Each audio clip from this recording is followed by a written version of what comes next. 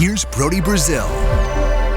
Even if you're somebody that doesn't watch a lot of basketball, it should still be so obvious that so many players and so many teams are shooting so many more three-pointers in this league on a nightly basis. And a lot of it has to do with the success of one individual, Steph Curry, and his team, the Golden State Warriors, within the past decade or so. But over the last several decades, the growth and the trend of the three-pointer in general has grown. It's just that within those last 10, 12, 15 years, my goodness, the art of the three-pointer has basically become mandatory. And when you look at this graphic depiction here by Lev Akabis of Sportico, I mean, again, we can talk about recognizing more three-point attempts or how much it's been ingrained in the NBA in terms of a strategy, but this gives us the visual stats and detail here exactly that we're looking for. How about the 2015 season? And besides the Rockets, who are way up there, let's just draw the line right above the Cleveland Cavaliers at about 35% of their shots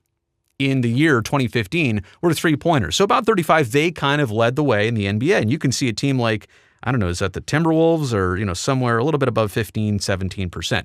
But if you draw this line once again right here, that now represents teams like the Nuggets and others who shoot the fewest three-point attempts so far in the calendar year of 2024. Let me just clear the screen one more time. Again, it's that line right there. First off, it's this upward trend, right, that is absolutely amazing. But when you take all that away, again, it's that line right there. And you can see within these last 10 years how basically the highest teams have now become the teams that shoot the fewest threes, but even those fewest shooting three-point attempt teams are still shooting as much as the teams that used to shoot the most. Anyway, you understand what I'm saying. This is so simple, but so amazing when you actually digest it. And look, even in the year 2005, so we're talking almost 20 years ago, the Clippers were barely at 10%. The bottom teams have gone up like this, and the top teams have gone way up. And so it is a little bit of a copycat league, but the trends are changing, the players are changing. You take it back to when the three-point shot was even introduced. I got this information from ShotTracker.com. They called it a gimmick, a publicity stunt. That's what many thought of when the three-point line came into the NBA for the 1979-80 season. Back in 1979, Washington Bullets coach Dick Motta commented, quote, "The three-point field goal will definitely make things interesting." He meant interesting in the sense that a game would have been over, might now have been sent to overtime by a desperation heave. Essentially that there was even the option of a three-point shot, and you might take it only at the end of the game, not shoot like 50 of them during the course of the actual game. Neither Coach Motta nor anyone else foresaw an NBA game played like it is today. 5 years after its inception, NBA teams were only averaging 2.4 three-point attempts per game. Now, we're about to go over the list of what those teams are shooting in this modern-day era, but just remember this. The three-point shot had been around for 5 years, and teams on average were taking fewer than 3 three-point attempts per night. Look how this has grown. And I don't even need to draw on this, so I'll kind of stay away from that. But about 2.8 in the 1970 to 80 season, and everybody thought here in 2017-18, woo, 29. Like, yeah, that is a drastic trend. And you're also wondering here, wait, what's that spike about?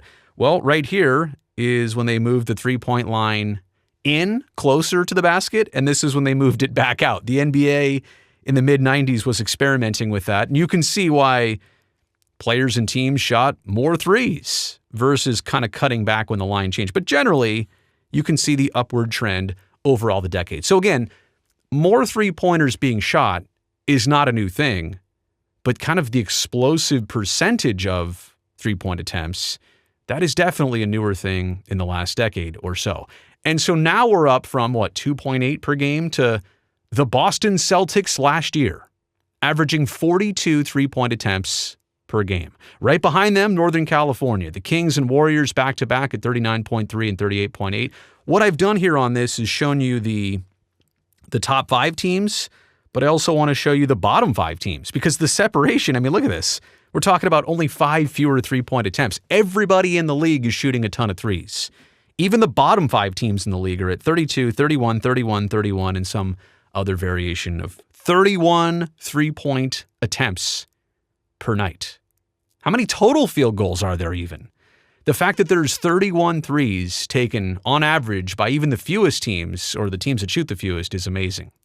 This is from thelastwordonsports.com. The Boston Celtics this year, starting their season off, they drained an NBA opening night record 29 triples as they cruised to a 132-109 victory over the New York Knicks in the first game of this 24-25 NBA season. Boston, which led the NBA in threes made and attempted last season, didn't even wait long to launch from downtown after they got their championship rings from a year ago. The Celtics' very first shot of the night this season was 12 seconds into the game. A Jason Tatum three from 26 feet with the assist by Derek White. So they wasted no time in getting Tatum behind the line, lining up and hitting a three, and that's how their season starts.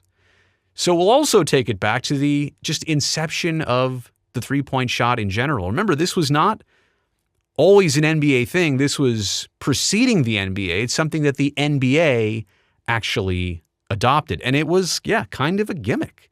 After the ABL shut down in 1963, the three-point shot was adopted by the Eastern Professional Basketball League in its 63-64 season. It was also popularized by the ABA, the American Basketball Association, which introduced it in its inaugural 67-68 season. ABA Commissioner George Mikan stated that the three-pointer would, quote, give the smaller player a chance to score and open up the defense to make the game more enjoyable for the fans. So this was less about strategy and more about, hey, let's get everybody involved. Let's give our shorter players something that they can be good at, shooting threes instead of, dunking or being on the low block and posting up. During the 1970s, the ABA used the three-point shot along with the slam dunk as a marketing tool to compete with the NBA. And now think about this. We're talking about the NBA, who started using it at 2 and 3 shots per team per game, and now they're shooting 40s and even sometimes 50. So here are my takeaways. I love this. I love the fact, I think it's refreshing to see the NBA value a pure skill like the ability to shoot the basketball. Because there was something about the NBA in the 2000s where it was a lot of fast breaking, which is fine. I don't know if that's a skill. It's a strategy. It's a lot of athleticism, but I don't know if it's a skill to just run the ball up the floor all night long or set up in your half-court offense, post somebody up on the right or left low block, get him the ball down there, isolate, have your other 4 players on the other side of the floor, and kind of let it be a one-on-one battle. That's also not really skill or a good team show. The fact that you're passing the ball around, the fact that you need to rebound if you miss a three, like offensive rebounds are very important now. If you miss a three, you want to get the ball back, maybe try again. Or you have the ball now a lot closer to the hoop and you'll try for an easier shot. Like more skills are coming out of this being a shooter's league rather than a dunking league and a fast break league and a half-court post-up offense league. And so I'm glad to see it. Like it really is refreshing to watch this brand of basketball. Who doesn't like seeing somebody hitting long-range threes? And yeah, we're going to credit Steph Curry and the Warriors, I'm going to say, for at least 85% of this trend. And Klay Thompson needs some credit. And when Kevin Durant was on the Warriors and even Draymond Green, I mean, somebody that plays his position, pulling up from behind the line, 20 years ago, you'd say, I do not want Draymond taking those shots.